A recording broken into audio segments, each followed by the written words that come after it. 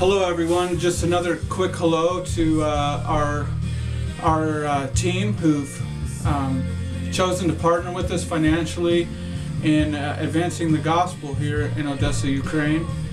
I've been thinking a lot lately about the differences between living in the States and living here in Ukraine. The other day I got a great deal on this Spurgeon set called the Spurgeon Encyclopedia, which was actually sermons from Spurgeon compiled topically by himself with footnotes by himself, and I just got an amazing deal on it through a friend who goes to Master's Seminary in the States, and I was so excited about this that we had $40 a month set aside for business investment and making peanut butter. This was going to be our tent making thing. But the business laws in Ukraine are a little sketchy, a little corrupt, and so it just kind of went against our conscience, because really the only way to get it going would be to pay bribes or do it under the table, and we felt like God would have us honor Him in abiding by the laws here and perhaps praying that they might be changed. Anyhow, I took money out of that monthly budget for investing in peanut butter and for 4 months and put it towards these books.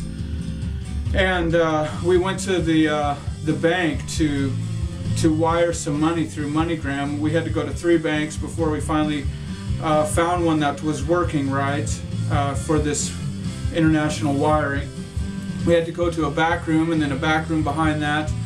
Then we went through, I didn't understand the exchange of words in Russian, but talking to this lady for a good 10 minutes before we discovered that we had to send it in euros. So we had to go back to the front of the bank and exchange the dollars first into hryvnias, then into euros, then bring the euros back into the other room with a newly filled out form, and then they had to put everything in the computer.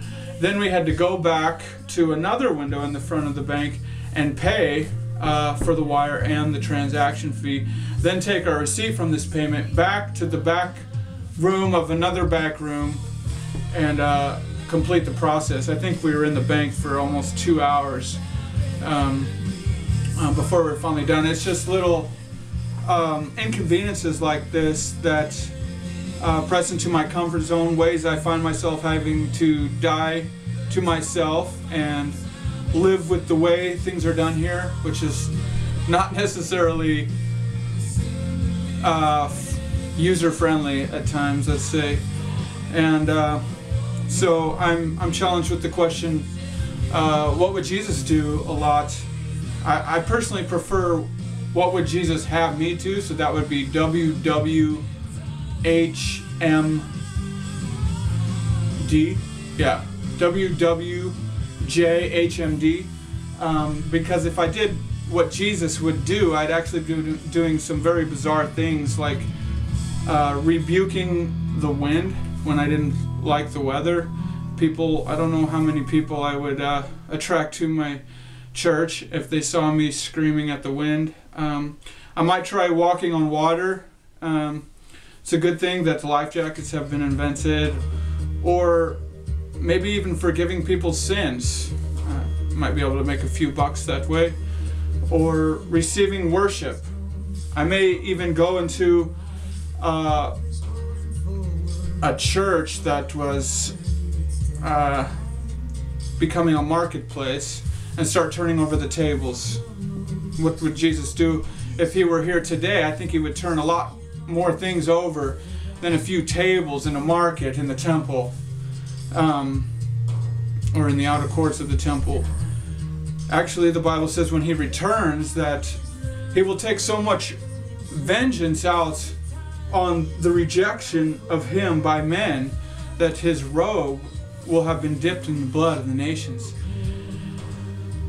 So I think that there are strictly times when I absolutely should not do what Jesus did. He was a specific man, the God man, on a specific mission, with a specific assignment and specific authority.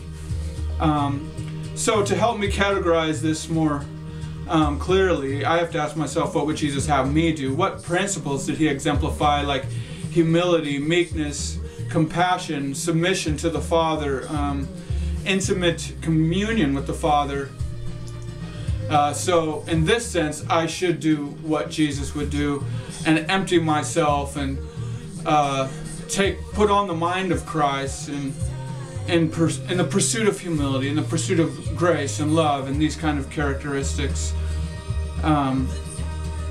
At this season, I'm just learning more to trust God. Of course, to manage my time and my money in a God-honoring way and for God-honoring purposes. It's actually His time and His money, and if I make it mine, I make it an idol. I was under the impression that we were 1/5 of the way onto our monthly goal with financial support here, but it actually went down, and we got about half of what I thought or was promised to be coming in. And so I just realized, I can't haggle with the receipts or the promises of people. I have to trust God day to day and know that some months might be better than others, and continue to work towards an average monthly goal so that we might remain here doing the work of the Lord. And I would encourage you to ask yourselves this Christmas season, what would Jesus have you do? And are you trusting God with your life and your finances? Because we shouldn't be trusted in horses and chariots. We should be trusting in the Lord. Anyways, hello, Merry Christmas, and Happy Holidays. Talk to you next month.